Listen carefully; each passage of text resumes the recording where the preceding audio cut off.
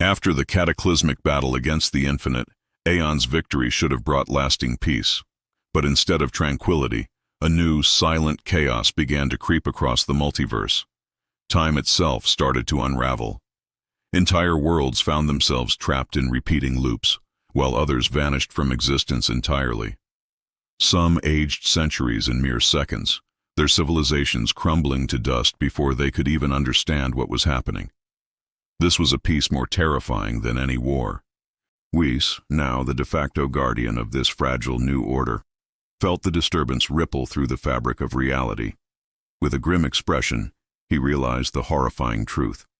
The temporal collapse wasn't an external attack. It was a paradox, a cosmic sickness born from the very act that had saved them all. Aeon's final, reality-altering cosmic pulse. In saving everything, Aeon had inadvertently broken the most fundamental law of all, the steady, linear flow of time. As reality fractured, a power far older than the angels began to stir. From a realm beyond dimensions, the ancient deities of time, the Chronos Order, awakened from their eons-long slumber. Their purpose was singular and absolute: to restore what they called true time, no matter the cost. They appeared not as saviors but as cosmic auditors, here to correct an error that threatened all of creation. Their arrival sent a shiver of dread through even the most powerful beings. The Chronos Order didn't waste time with pleasantries. They broadcasted the forbidden truth across the dying timelines, a truth that struck Aeon like a physical blow. His heroic act, the fusion of all realities into one, had a catastrophic side effect. He hadn't just merged spaces, he had merged times. Past, present, and future were no longer separate.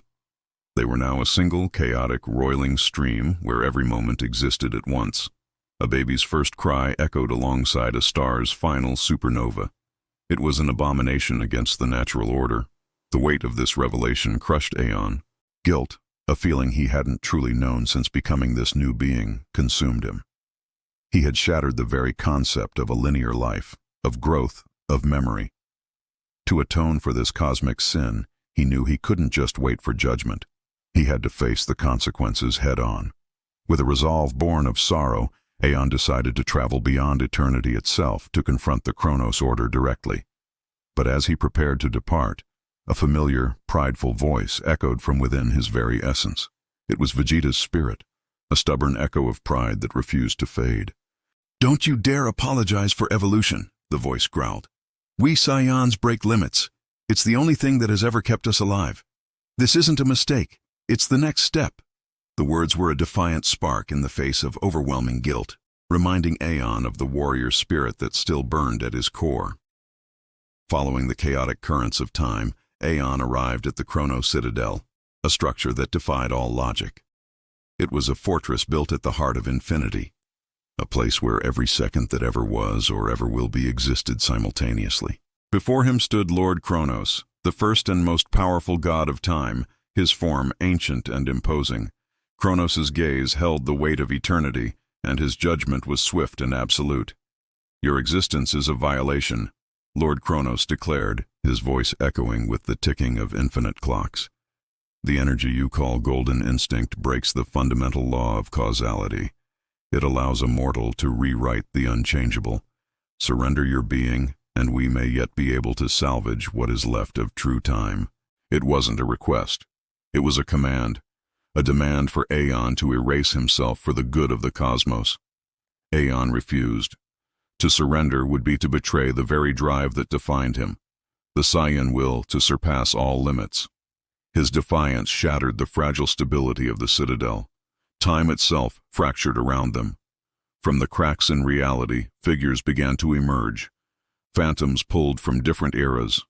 Ultra Instinct Goku, his silver eyes cold and focused. Majin Vegeta, consumed by rage and power.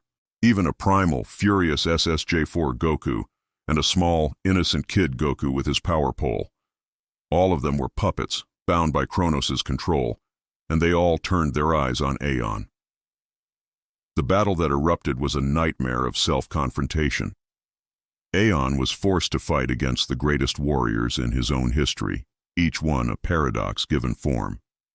He parried a blow from Majin Vegeta's dark energy, only to dodge a Kamehameha from his Ultra Instinct self.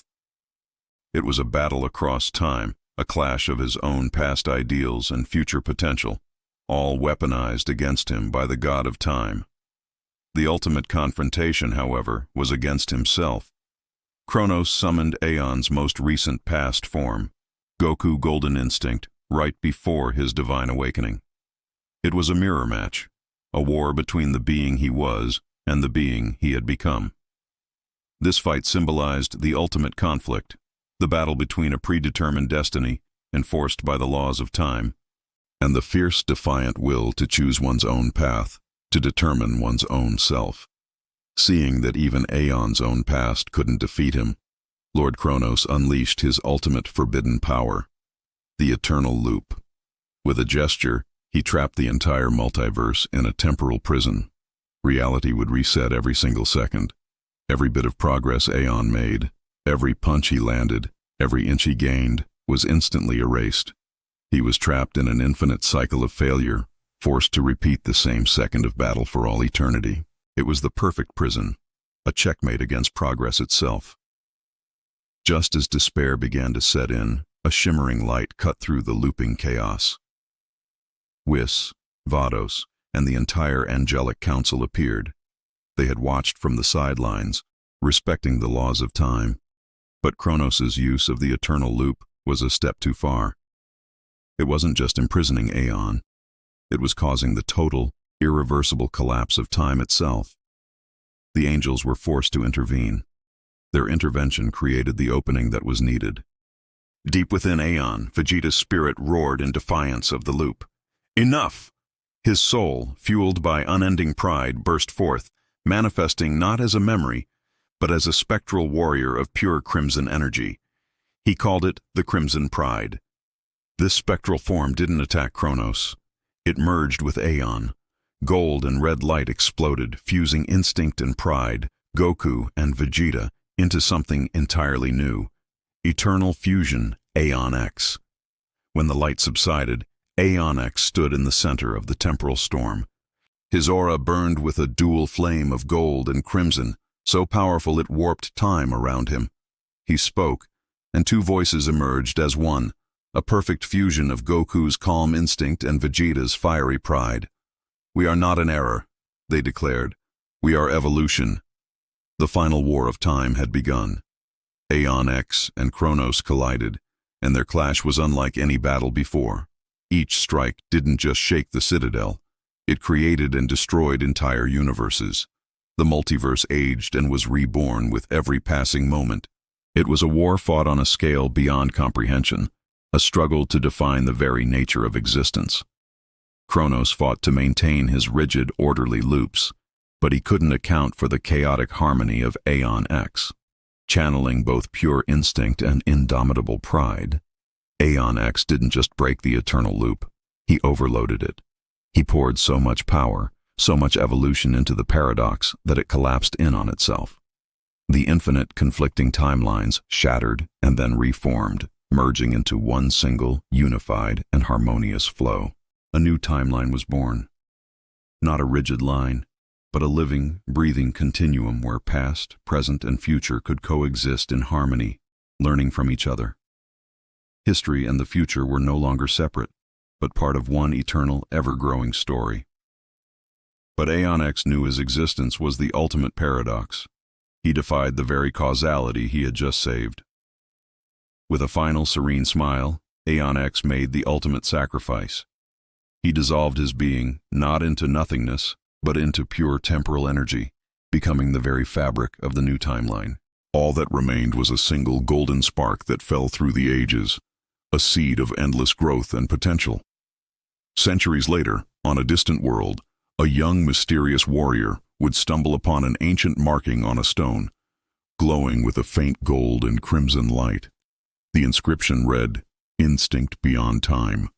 The legacy was not over. It was just beginning.